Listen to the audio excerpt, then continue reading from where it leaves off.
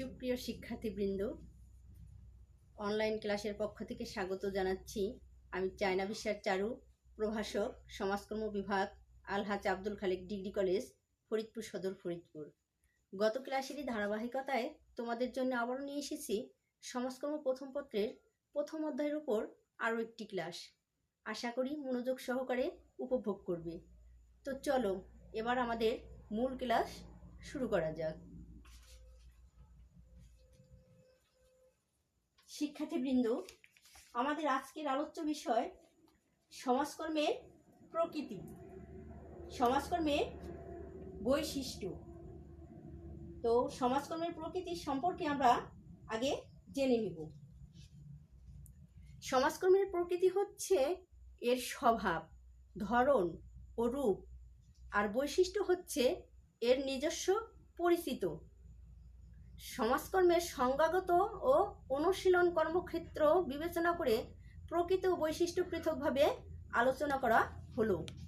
প্রকৃতি সমাজকর্ম বর্তমান বিশ্বে একটি বৈজ্ঞানিক পদ্ধতি নির্ভর সাহায্যকারী পেশা হিসেবে পরিচিত, যা নিজস্ব জ্ঞান ভাণ্ডার, বৈশিষ্ট্য, নীতি ও মূল্যবোধ সমৃদ্ধ। দীর্ঘদিনের ক্রম বিকাশের পরিপ্রেক্ষিতে সমাজকর্ম এখন আপন মহিমায় সমুজ্জ্বল। রেক্সে স্কিডমোর ও অন্যরা সমাজকর্মের প্রকৃতি প্রসঙ্গে উল্লেখ করে বলেছেন, আমরা বোর্ডে দেখি সমাজকর্মের প্রকৃতি সম্পর্কে এরা কি বলেছেন। প্রথমত, অন্যান্য পেশার মতো সমাজকর্মেও সমস্যা সমাধানের কার্যাবলী বিদ্যমান।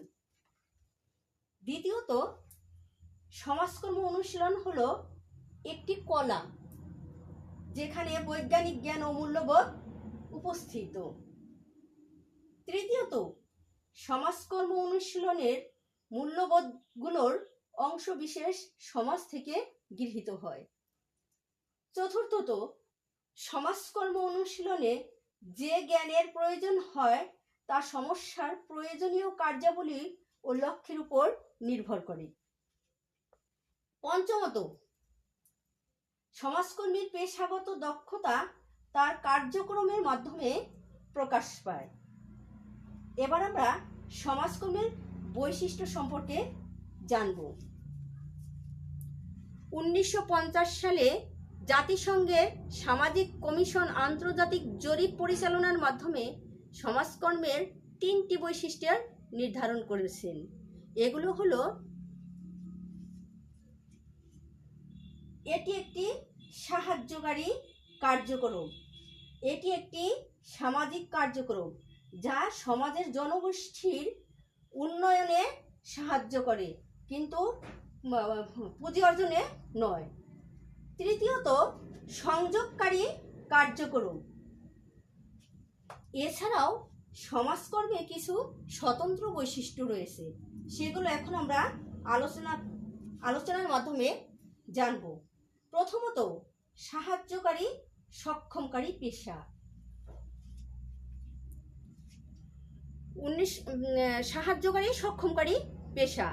সমাজকর্ম সমাজের অসুবিধাগ্রস্ত ও সমস্যাগ্রস্ত ব্যক্তি, দল ও সমষ্টিকে সাহায্য করে, যাতে তারা নিজেদের সম্পদ ও সামর্থ্য সম্পর্কে সচেতন হয়ে সামাজিক ভূমিকা পালনে সক্ষম হয়।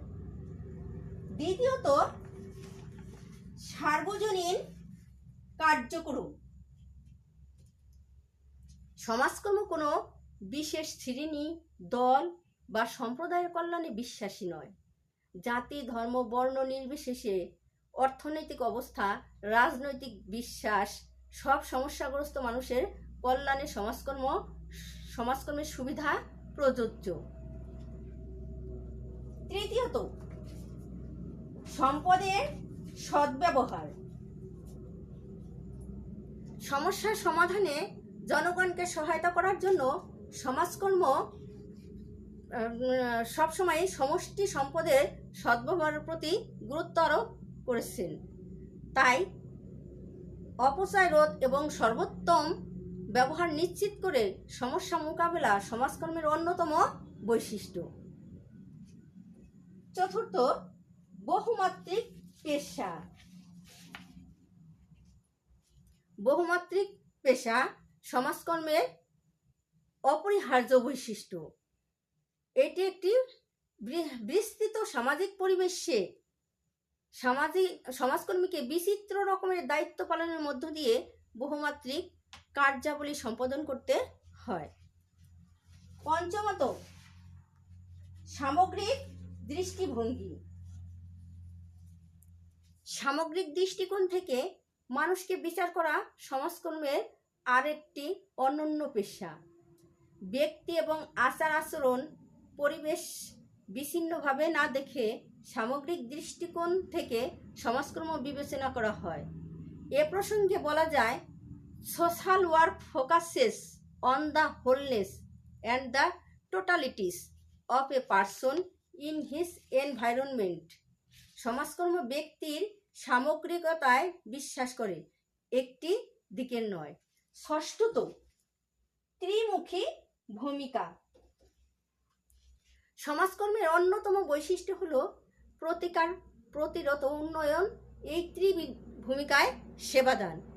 সবশেষে বলা যায়, বৈশিষ্ট্যগুলো মূলত সমাজকর্মকে অন্যান্য পেশা ও সামাজিক বিজ্ঞান থেকে পৃথক সত্তা দান করেছে এবং একটি ব্যবহারিক ও সাহায্যকারী পেশা হিসেবে প্রতিষ্ঠিত করেছে। সুপ্রিয় শিক্ষার্থীবৃন্দ, আজ আমাদের ক্লাস এ পর্যন্তই। বাসায় এগুলো চর্চা করবে। ধারাবাহিকতায় আমাদের অনলাইন ক্লাস চলছে। আশা করি তোমরা আমাদের সঙ্গে থাকবে। ভালো থেকো।